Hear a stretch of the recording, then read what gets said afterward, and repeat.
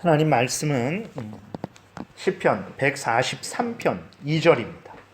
시편 143편 2절 제가 봉독해 드리겠습니다. 주의 종에게 심판을 행하지 마소서. 주의 눈앞에는 의로운 인생이 하나도 없나이다. 아멘. 살아계신 하나님, 참으로 이 시간 또 하나님의 말씀을 전하고 듣습니다. 비록 우리가 함께 모여서 하나님 말씀을 전하고 듣지 못하지만 성령께서 큰 은혜의 역사를 베푸셔서 정말 하나님의 뜻을 잘 깨달아 알게 도우시고 알려주시는 대로 믿고 따르게 도우소서. 살아계신 하나님 아버지, 정말 이 나라 이 땅에 은혜를 내려주시고 하나님 무한폐렴이 속히 사그러들게 도와주옵소서. 하나님께서 각 지역마다 교회를 세우시고 하나님 그 교회가 하나님의 집이요 또 진리의 기둥과 터로서 역할을 하게 도우시고 또 하나님의 백성들, 성도들을 양육하고 훈련하는 어머니로서의 역할을 하게 하셨다라는 것을 절실히 깨달아 알게 됩니다. 하나님, 우리가 교회에 모이지 못하면 우리의 신앙도 흐트러지게 되고 올바로 성숙하고 성장하지 못하게 되고 기준을 잡지 못하게 되는 이것을 우리가 참 경험하게 되는데, 하나님 속히 나라가 안정되게 도우시고 큰 은혜를 베푸셔서 한결같이 변함없이 열심히 교회에 모일 수 있도록 은혜 베풀어 주옵소서. 이 시간도 온전히 주장하시기를 바라고 예수 그리스도의 이름으로 기도드렸습니다. 아멘.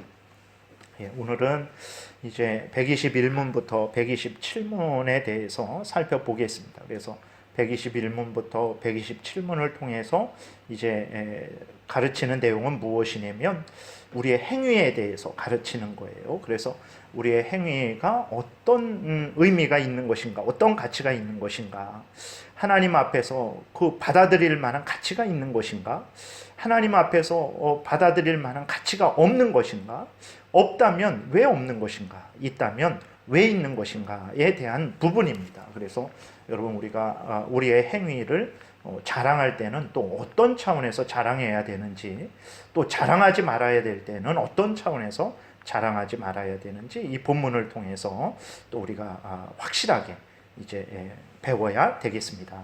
121문을 보겠습니다. 121문 보게 되면 이제 서로 함께 읽고 답하겠습니다. 그러나 하나님께서는 이미 우리를 용납해 주셨기 때문에 우리가 은혜에 의하여 행하는 행위는 하나님을 기쁘시게 할 수 있는 것 아닙니까? 답, 맞습니다. 하나님께서는 이 행위들 자체가 지니고 있는 가치 때문이 아니라 하나님 자신의 관대하심으로 이 행위들을 용납해 주시는 것입니다. 이것을 우리가 잘 기억을 해야 되는 것입니다. 여러분, 하나님이 우리를 받아주시기 전에, 그러니까 예수 그리스도의 피로 우리의 죄를 씻어주시고 우리를 정결케 해주시고 우리를 의롭다 칭해주시고 우리를 하나님의 자녀 삼아주시기 전에 하나님께서 우리를 받아주시지 않았죠. 왜 받아주시지 않았습니까? 우리가 불의한 자들이었기 때문에 그렇죠. 죄로 오염되고 부패한 자들이었기 때문에 그래요. 그러면 그때의 우리의 행위는 어땠습니까? 우리는 죄로 오염되고 부패되었지만 우리의 행위는 순결하고 의롭고 하나님이 받으실 만한 가치가 있는 행위였습니까? 그렇지 않죠. 우리의 행위도 역시 죄로 오염되고 부패되고 하나님이 결코 받아들일 수 없는 그러한 불의한 행위였죠. 그러니까 하나님 앞에서 우리들이 지금도 마찬가지입니다. 하나님이 이제 우리들을 받아주셨는데 우리를 받아주셨어요. 우리가 의로워서 받아주신 것입니까? 그러지 않죠.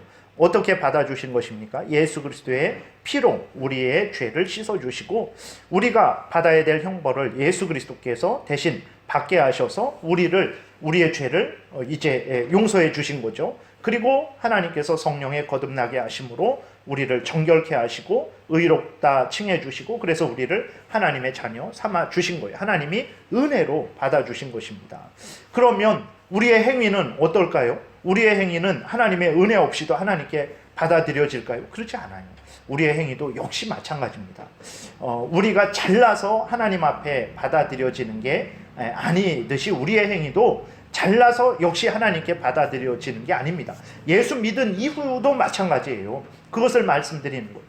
예수 믿은 이후도 우리의 그 행위가 우리 자신도 하나님의 은혜에 의해서 여전히 계속해서 하나님의 자녀로 있는 것처럼 우리의 행위도 하나님의 은혜에 의해서 받아들여지는 행위라는 것을 우리는 늘 기억을 해야 되는 것입니다. 그러니까 과거도 현재도 미래도 그렇고 우리가 하나님의 은혜에 의해서 받아들여지듯이 우리의 행위도 과거도 현재도 미래도 우리의 행위도 하나님의 은혜에 의해서 받아들여진다라는 것을 우리가 아주 마음에 깊이 그렇게 새겨야 되는 것입니다. 그래서 하나님의 은혜가 있을 때 우리의 행위가 가치 있게 되는 것이고 하나님의 은혜가 없으면 우리의 행위는 정말 아무리 우리 모든 인간들이 박수치고 모든 인간들이 칭송하는 행위일지라도 결코 하나님 앞에 받아들여질 수가 없는 거예요. 왜 그러냐면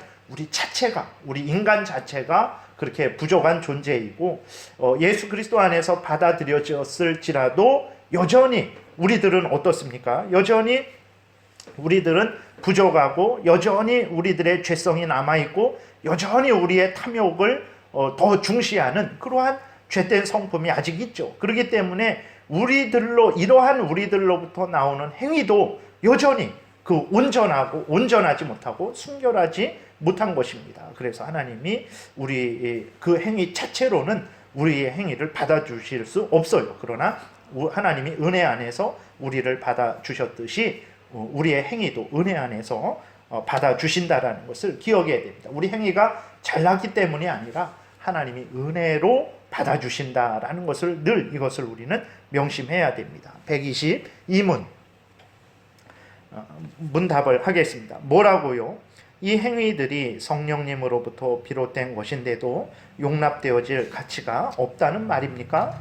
그렇습니다. 우리의 육신 가운데에는 언제나 어떤 결함이 항상 있기 때문에 우리의 행위들은 이것에 더럽혀져 있는 것입니다. 앞에서 말씀드린 것을 말하는 거예요.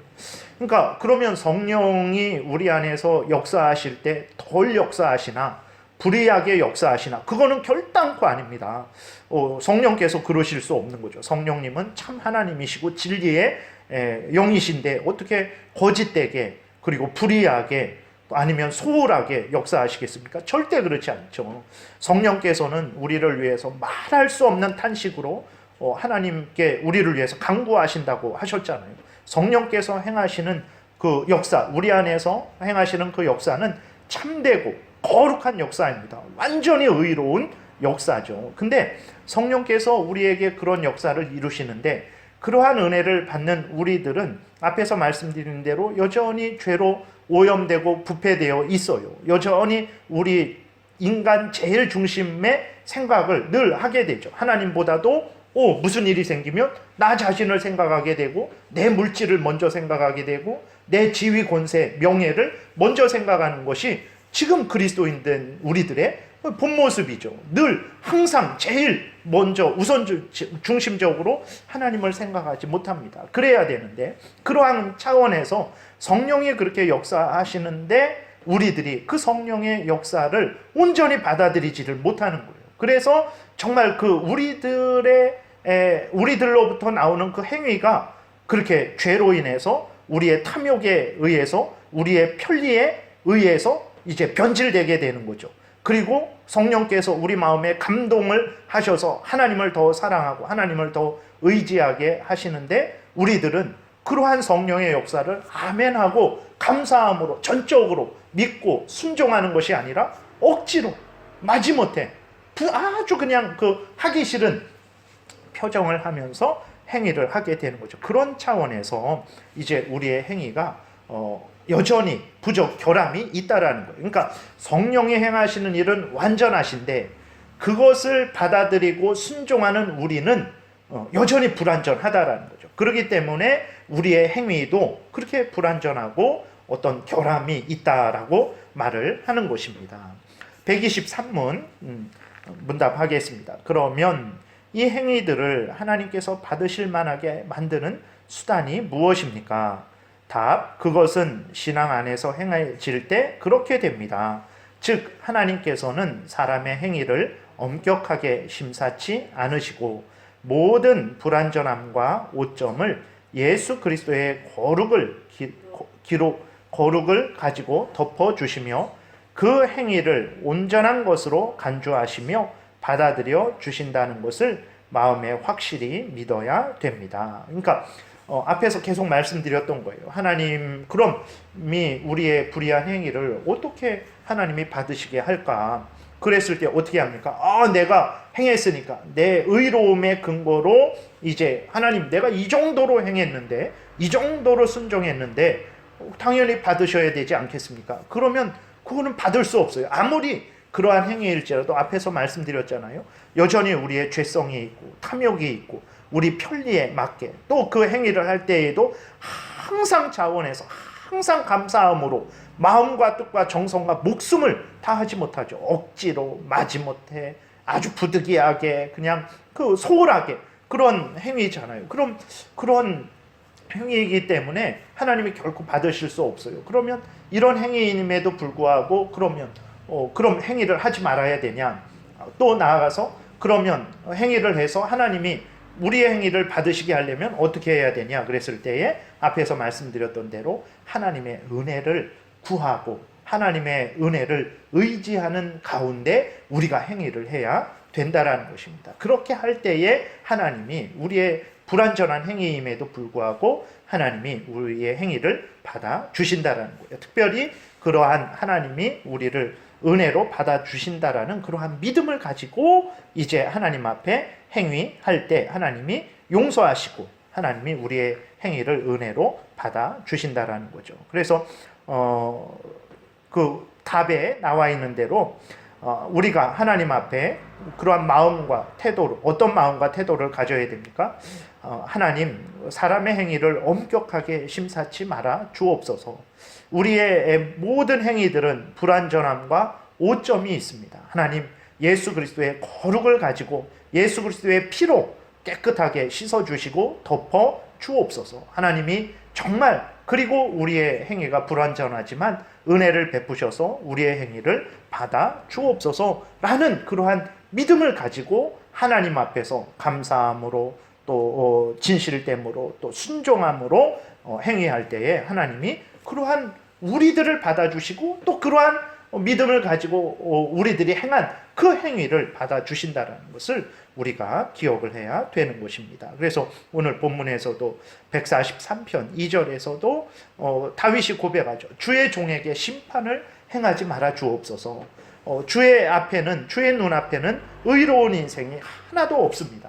하나님이 불꽃 같은 눈으로 살피신다면 심판받을 수밖에 없습니다. 하나님 불쌍히 여겨주시고 용서해 주시고 은혜로 용납하여 주시고 하나님 받아 주옵소서라고 다윗이 그렇게 하나님 앞에 기도한 것입니다. 그래서 우리들도 늘 우리 자신에 대해서도 그렇고 우리의 행위에 대해서도 그렇고 이렇게 하나님을 의지하는 믿음, 하나님의 은혜를 구하는 믿음, 예수 그리스도 안에서 우리를 용서해 주시고 또 우리를 받아주시는 그러한 하나님의 은혜를 구하는 믿음을 가지고 우리가 하나님 앞에 나아가야 되고 또 행위를 해야 된다라는 것입니다.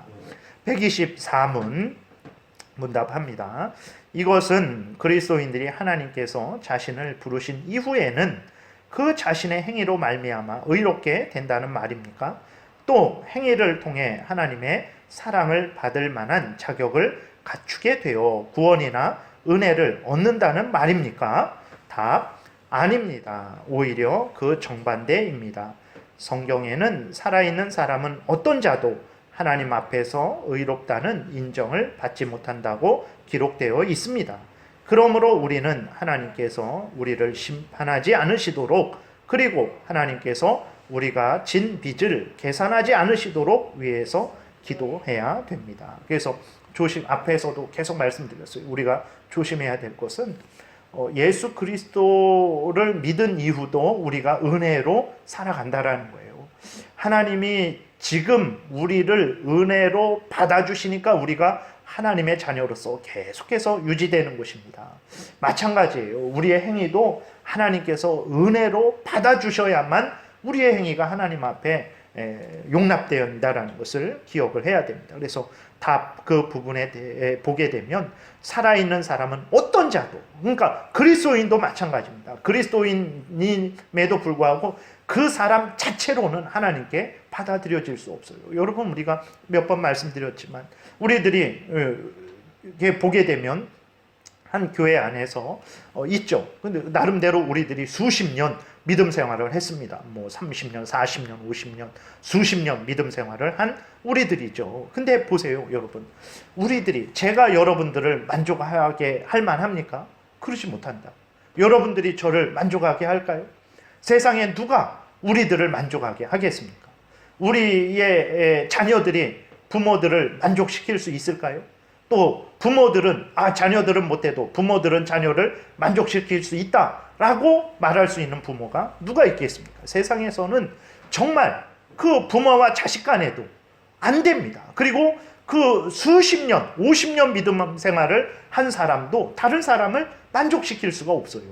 그리스도인인데도 그렇잖아요. 근데도 불구하고 그러면 하나님을 만족시킬 수 있을까요? 결단코 없습니다. 그러니까 하나님을 만족시키지 못한다라는 것은 불신자들만, 저기 불교에 있는 사람들만, 저기 신천지 이만희에 빠진 사람들만 만족시키는 게 아니라 지금 우리들 자체로는 하나님을 만족시킬 수 없는 거예요. 그게 로마서 3장에 의인은 없나니 하나도 없다라고 말씀하시는 그것이 인간적으로는 모든 사람에게 해당된다라는 거예요. 모든 사람에게 해당되는 거예요. 앞에서도 말씀드렸죠. 근데 우리는 왜 하나님께 이렇게 받아들여졌습니까?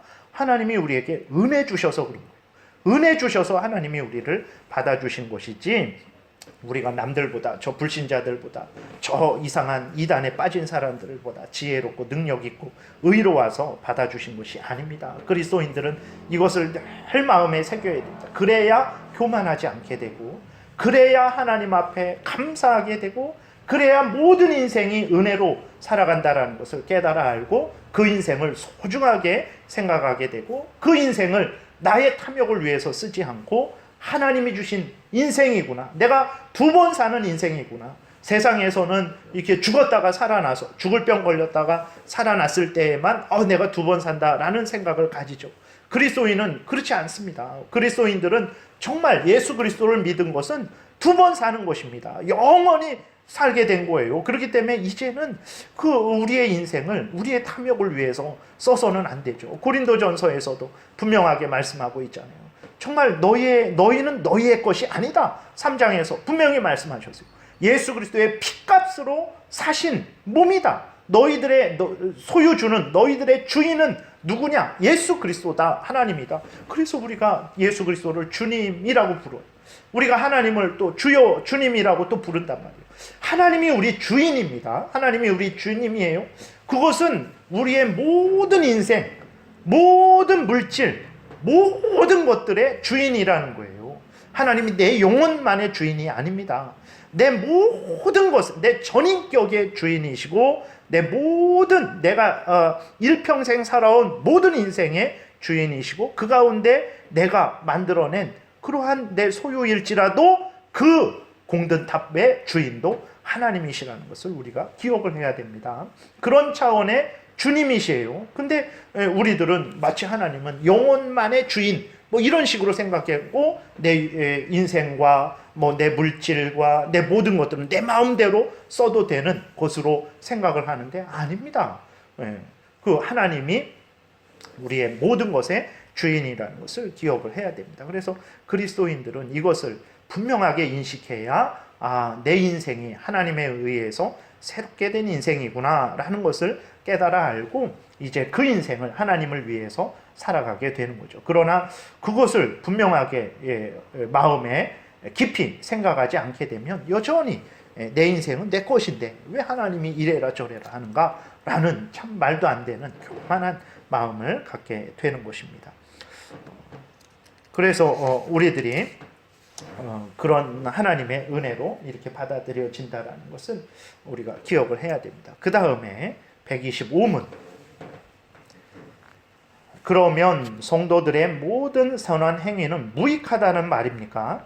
아닙니다. 하나님께서는 이 세상에서와 천국에서 이 선행들에 대해 보답해 주시겠다고 약속하셨기 때문에 무익하지 않습니다.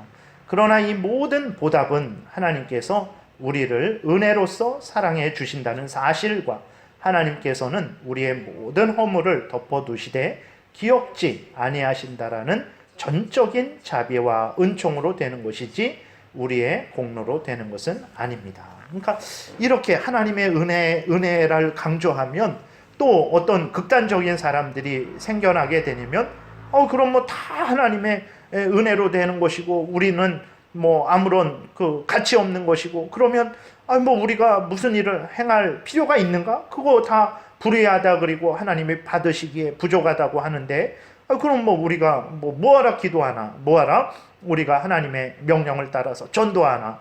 뭐 이런 극단적인 또 그 방향으로 치우치는 사람들이 있어요. 그러니까 한편으로는 다 내 공로다라고 그렇게 이쪽으로 치우치는 사람들이 있는가 하면 그래서 그런 사람들에게 아니다 하나님의 천적인 은혜다 그러니까 그러면 뭐 우리가 아무 일도 할 필요 없네 내가 하는 모든 것은 죄라고 하니까 나는 아무것도 안 해도 되겠네 이런 또 극단으로 치우치는 사람들이 있단 말이에요. 아닙니다. 성경에서 뭐라고 말씀을 하고 있습니까? 그 마태복음 19장 27절에 베드로가 이제 예수님에게 물어봐요. 이렇게 물어봅니다. 이에 베드로가 대답하여 이르되 보소서 우리가 모든 것을 버리고 주를 따라 싸운데 그런즉 우리가 무엇을 얻으리까? 라고 베드로가 예수님께 묻습니다. 예수님이 이렇게 대답하세요. 마태복음 19장 28절에 예수께서 이르시되 내가 진실로 너희에게 이르노니 세상이 새롭게 되어 인자가 자기 영광의 보좌에 앉을 때에 나를 따르는 너희도 12 보좌에 앉아 이스라엘 12지파를 심판하리라. 또 내 이름을 위하여 집이나 형제나 자매나 부모나 자식이나 전토를 벌인 자마다 여러 배를 받고 또 영생을 상속하리라. 이렇게 기록이 되어 있어요. 그러니까 베드로가 모든 것을 버렸죠. 정말 자기 배도 버리고 자기 생업도 버리고 자기 가정도 떠나서 예수 그리스도와 동고동락하는 그러한 제자로서의 삶을 살았죠. 베드로가 묻는 거예요. 우리가 다 버렸습니다. 근데 사실 예수님의 눈으로 보실 때 그 베드로는 다 버렸죠. 그럼에도 불구하고 얼마나 흠이 많이 있겠습니까? 그 온전히 버렸겠습니까? 그렇지 않죠. 이후에 베드로가 하는 행동들을 보면 자기 잘난 맛에 자기를 드러내려고 하고 서로 제자들도 보게 되면 자기가 더 높은 장관 자리를 차지하려고 그리고 예수님을 따르는데 천국을 온전히 알고 따르는 것도 아니고 예수님이 로마를 이제 정복하고 로마와 맞서 싸워서 이스라엘을 독립시키고 그렇게 돼서 새로운 정부를 새로운 나라를 구성하면 나를 오른쪽에 앉혀주십시오. 나를 왼쪽에 앉혀주십시오. 이러한 생각을 가지고 제자들이 따랐단 말이에요. 그 예수님이 부활 승천하실 때에도 제자들이 마지막으로 물은 것이 무엇입니까? 하나님의 나라를 회복하심이 지금이니까? 이때니까? 무슨 말입니까? 예수님 지금 올라가시면 어떻게 합니까? 이 나라, 이 세상, 그러니까 그들은 하나님의 나라를 다윗의 나라처럼 이 땅에 강대한 강성한 그러한 나라를 세상적인 나라를 생각하는 것으로 그때까지도 생각했던 거예요. 그러한 마음으로 예수님을 따른 거예요. 그러니 예수님이 베드로가 이렇게 모든 것을 버리고 주를 따라 싸우는데 우리에게 무엇을 주실 것입니까? 라고 그렇게 질문할 때 사실 예수님이 엄밀하게 따져본다면 참 얼마나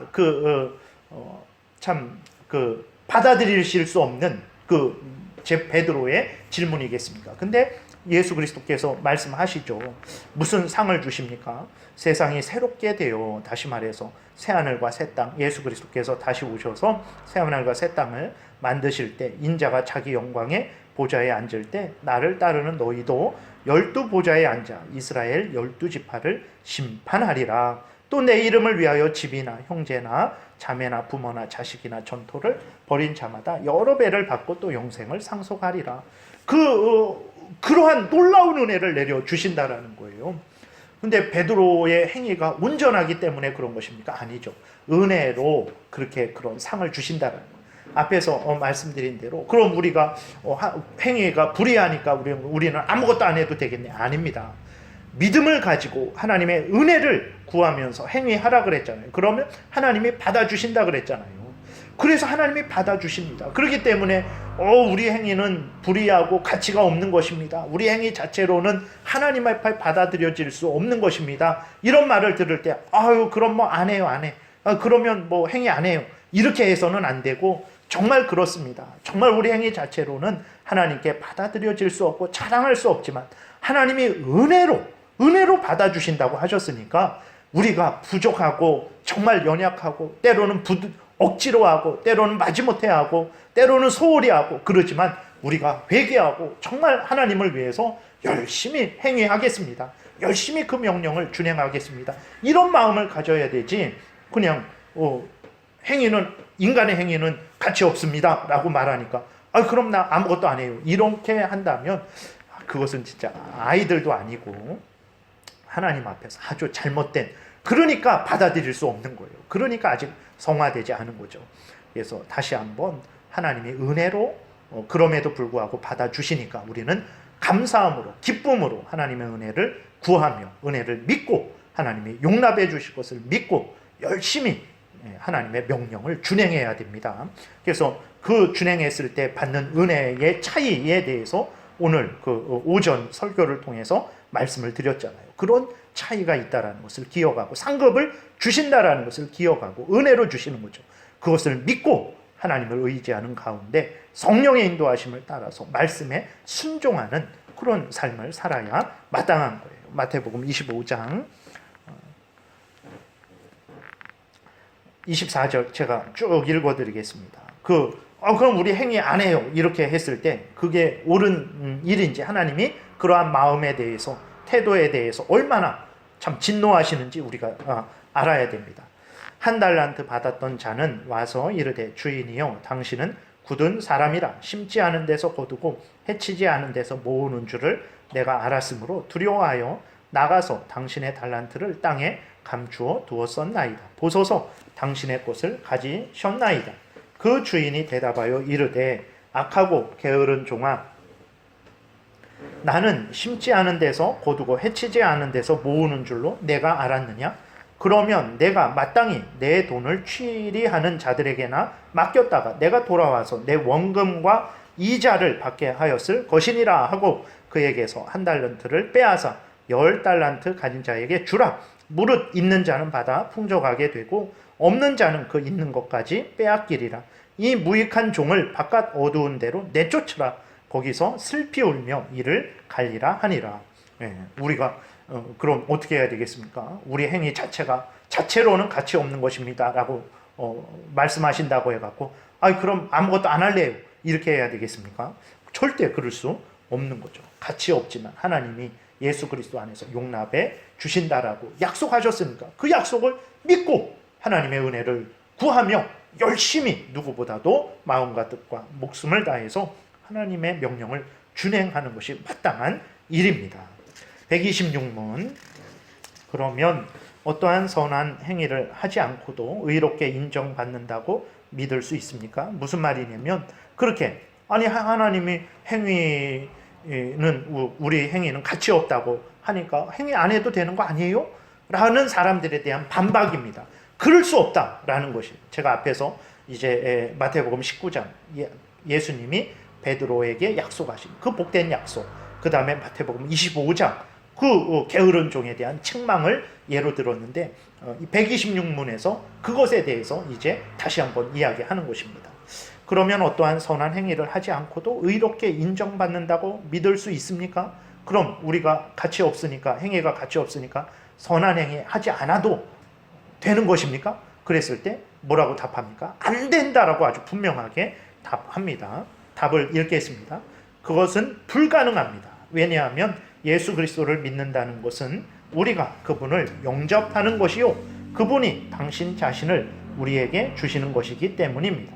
그래서 그분은 단순히 우리를 죽음에서 구출해내시고 우리를 하나님 아버지와 화목하게 해주시겠다고만 약속한 것이 아니라 당신의 성령님을 통해서 우리를 새롭게 태어나도록 해서 우리가 거룩하게 살아가도록 해주시겠다고 약속하셨기 때문입니다. 보세요, 여러분. 그러니까 예수 그리스도를 믿는데 핑계죠. 그건 핑계입니다. 우리의 행위가 하나님께 받아들여질 만한 가치가 없다 그러지 않았습니까? 근데 하나하나 큰 의미 없는 거 아닙니까? 라고 말하는 아주 마음이 악한 거죠. 마음이 사악한 거예요. 그런 핑계를 대는 사람들을 향해서 이제 반박을 하는 거죠. 그래서 마태복음 19장, 25장 그걸 예를 들었어요. 근데 여기에서는 이제 또 다른 이유를 얘기합니다. 무엇을 이야기합니까? 하나님이 예수 그리스도 안에서 우리에게 주시는 은혜는 무엇이냐? 예수 그리스도께서 우리에게 주시는 은혜는 무엇이냐? 두 가지다. 어떤 두 가지냐? 첫 번째는 우리를 죄에서 용서해 주시는, 우리의 죄를 용서해 주시고 우리가 받아야 될 죄의 형벌을 면제해 주시고, 그래서 우리를 사탄으로부터 구원해 주시고, 우리를 죽음으로부터 구원해 주시고, 우리를 지옥으로부터 구원해 주시는 그런 은혜. 첫 번째는 우리를 구원해 주시는 은혜를 주신다. 두 번째는 어떤 은혜를 내려주십니까? 우리에게 성령을 주셔서 성령의 도움을 받아서 하나님의 말씀을 따라서 살아가는 은혜를 주신다는 두 가지 은혜입니다. 우리가 늘 착각하는 것이 있어요. 그래서 그것은 이제 신학적으로 말하면 하나님이 우리에게 칭의를 주시고 우리를 의롭다 하는 칭의, 우리를 의롭다 하는 그 은혜를 주시고, 두 번째는 어떤 은혜를 주시냐면 성화의 은혜를 주십니다. 하나님은 항상 두 가지 은혜를 주세요. 우리를 구원하시는 은혜를 주시고, 그 다음은 우리로 하여금 하나님의 뜻을 따라 살아가는 은혜를 주세요. 근데 착각을 하는 사람들이 있어요. 하나님이 주시는 은혜는 구원하는 은혜만 주신다라고 착각하는 거예요. 그래서 자기는 구원받았다고 하면서 하나님의 뜻을 따르지 않아요. 요한일서에서 계속해서, 야고보서에서 계속해서 반박하는 아주 악한 사상을 가진 그 당시 교회에도 있었죠. 악한 사상을 가진 그러한 이단 사람들이 있었죠. 무엇입니까? 하나님을 믿는다고 하면서 하나님의 뜻을 따르지 않아요. 하나님의 은혜를 받았다고 하면서 하나님의 뜻을 따르지 않아요. 사도 요한도 그렇고 야고보도 그렇고 행함이 없는 믿음은 죽은 것이다. 하나님을 사랑한다고 하면서 하나님의 계명을 지키지 않으면 거짓말하는 것이다. 요한복음 14장에서도 나를 사랑하는 자는 내 계명을 지키나니 예수님이 말씀하셨어요. 나를 사랑하지 아니하는 자는 내 계명을 지키지 아니하나니 요한복음 14장에도 말씀하고 있고, 그 요한일서에서도 끊임없이 그 부분을 말씀을 하고 있단 말이에요. 그러니까 우리들이 하나님이 주시는 은혜는 항상 두 가지. 우리를 죄에서, 죽어있는 상태에서 우리를 살리십니다. 죄에 빠져있는 우리들을 하나님의 나라로 옮기십니다. 골로새서에서 말씀하고 있죠. 그리고 사탄 마귀의 종로로 됐던 우리들을 하나님의 자녀 삼아 주십니다. 그리고 지옥 형벌이 선고되었던 우리들에게 천국을 약속해 줍니다. 그건 끝이냐? 그 다음에는 그렇게 됐으니까 우리 마음대로 살라고 하십니까? 아닙니다. 그렇게 우리를 바꾸어 주시고, 그 다음에는 성령의 인도함을 받아서 이제는 하나님을 위해서 살아가는 은혜를 주신다라는 것을 기억해야 됩니다. 그렇기 때문에 하나님의 은혜를 받은 사람은요, 반드시 하나님을 위해서 살아갑니다.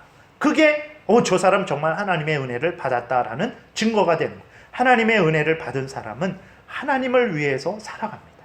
그게 어떤 사람이 봤을 때에는 덜 살아가는 것 같고 어떤 사람은 더 살아가는 것 같고 그렇지만, 어쨌든 분명한 것은 하나님의 은혜를 받은 사람은 하나님을 위해서 살아갑니다. 왜냐하면 그게 하나님의 은혜이기 때문에 그래요. 하나님이 은혜 주셔놓고 내 마음대로 살라라는 은혜 주신 적 없어요. 하나님이 은혜 주실 때에는, 구원해 주실 때에는 하나님을 위해서 살아가라고 구원해 주십니다. 그래서 바른 은혜를 받은 사람은 반드시 하나님을 위해서 살아갑니다. 그래서 여러분 점검하세요. 내가 하나님을 위해서 살아가지 않는다? 그럼 점검하셔야 됩니다. 내가 정말 하나님의 은혜를 받은 사람인가? 아니면 내가 지금 사탄 마귀에게 속고 있는 것인가?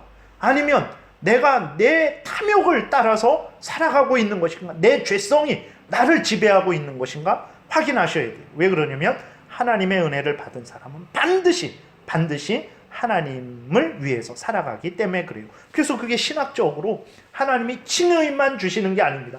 의롭다라고 칭의만 주시는 게 아니라 의롭다고 칭해 주신 자에게는 성화의 은혜를 주십니다. 다시 말해서 그 거룩하게 살아가는 은혜도 주세요.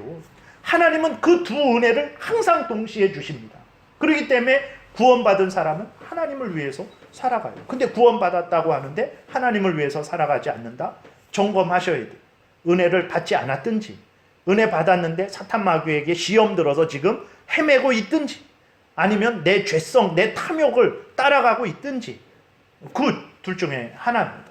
아니면 내가 신앙이 너무 연약하고 어리든지, 그러면 신앙 성숙을 위해서 애쓰고 힘써야 되는 거죠. 시험 들었으면 속히 회개하고 돌이켜야 되는 거죠.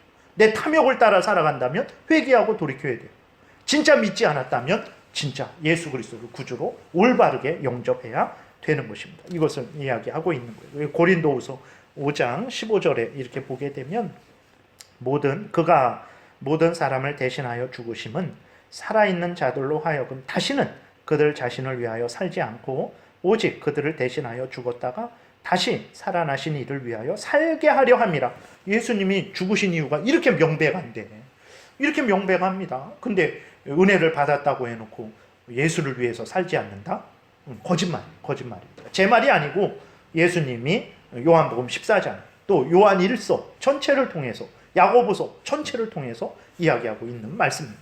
그 다음 127문 하고 마치겠습니다. 그렇기 때문에 신앙은 우리로 하여금 선행에 대해서 무관심하거나 게으르지 않게 해줄 뿐 아니라 선행들이 만들어지는 근원이 되기도 한다는 말입니까? 그렇습니다. 바로 이런 이유 때문에 복음의 교리는 신앙과 회개의 두 가지 안에 모두 포함되는 것입니다. 그렇죠. 그래서 하나님이 이제 하나님의 사람들은 선행에 대해서, 다시 말해서 하나님의 말씀을 믿고 따르는 것에 대해서 절대 무관심하지 않습니다. 게으르거나 또 그렇게 하지 않거나 그러면 문제가 있는 거예요. 신앙에 문제가 병든 겁니다. 그렇기 때문에 점검하셔야 됩니다. 하나님의 주시는 은혜는 고린도후서 5장에서도 말씀드렸고, 정말 성경 전체에서도 오전에도 로마서 12장 부지런하여 게으르지 말고 열심을 품고 주를 섬기라. 그게 하나님의 뜻입니다. 그래서 인간의 행위가 가치 없다고 하니까 그럼 뭐 할 필요 없겠네. 그런 것이 사탄의 속임이라는 것을 기억하고, 아직까지 말씀드렸어요. 어떻게 가치 없지만 그래도 우리가 어떻게 행해야 되는지 잘 기억하시고 열심히 하나님을 위해서 살아가시는 여러분들 되시기를 바랍니다. 기도드리겠습니다. 하나님 감사합니다. 이렇게 수십 년 믿음 생활해도 다른 사람 하나 만족시킬 수 없는 참 부족한 우리들인데, 하나님은 은혜의 은혜를 내려주셔서 살아계신 하나님을 만족시킬 수 있다라고 말씀하시니 감사를 드립니다. 이 은혜가 인간이 받을 수 있는 은혜 중에 가장 큰 은혜요 복된 은혜임을 기억하고 하나님이 받아주신다는데 우리가 어찌 게으르게 앉아 있을 수 있겠습니까? 열심히 행하게 도우소. 예수 그리스도를 믿고 예수 그리스도를 의지하고 그 십자가 보혈 공로를 의지하고 하나님의 은혜를 의지하고 성령의 인도하심을 의지하고 열심히 하나님 명령을 준행하는 우리들 되게 도우소서. 예수님 이름으로 기도드렸습니다. 아멘.